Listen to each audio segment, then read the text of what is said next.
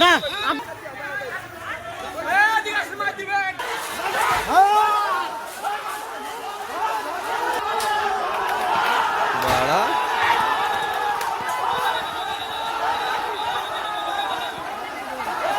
আমার board note করবে, তার জন্য আমি আমার তৎক্ষণ আমার কিছু লোকজনদের বলে দেয় ব্যাপার, কালকে ওরা বোর্ডেরও নোট করবে।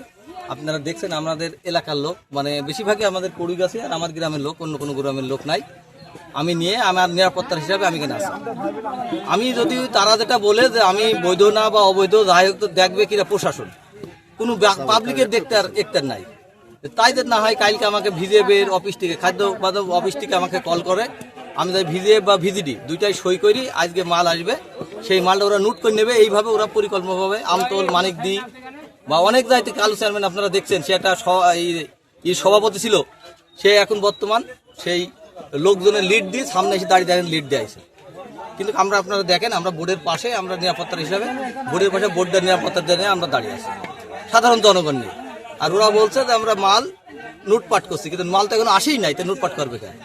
মাল দেওয়ার পরে একটা মাল দেখুক ওরা যে মাল হইলো আমরা আমাকে দিল না বা ই করল না, সেটা কালকেও আরফিন হইলো খাদ্য মাধ্যমের যে 30 কেজি কার্ড আলফিন নিছে, ওই কালু স্যারের ভাই 3টা নিছে, ওই আশিক নিছে, ওই রবিল নিছে, সব ওরা গোপন নেয়, আবার এরা ওপেনে করে ঝড়া করে বেড়ে যায়।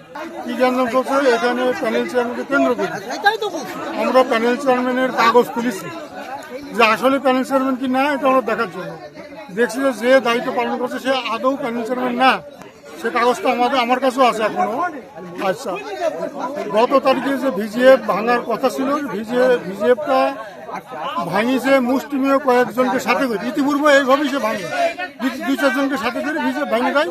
সংখ্যাগরিষ্ঠ গরিব মানুষ এই ভিজিডি থেকে বঞ্চিত, এবং তাদের কাছে বিভিন্নভাবে টাকা আদায় করে, তাদের একটা কার্ড দিল, এইভাবে কাজ করে। এখন কালকে আমি শুনতে পেলাম যে এখানে বোর্ডে এলাকার জনগণ সব বোর্ড অবরোধ করবে।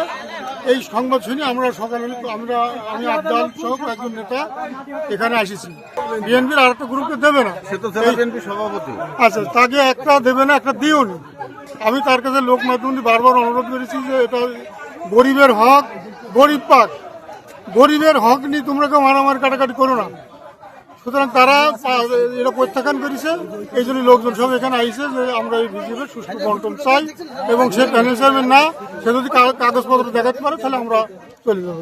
দুই পক্ষে যাতে এলাকায় আইন শৃঙ্খলার অবনতি না হয় আমরা সেই চেষ্টা করছি আপোষের মাধ্যমে বা স্থানীয়ভাবে দুই পক্ষের মাতব্বররা বসে একটা স্থায়ী সমাধান করুক, সেই চেষ্টায় আছে যাতে কোনো রক্তপাত না হয়।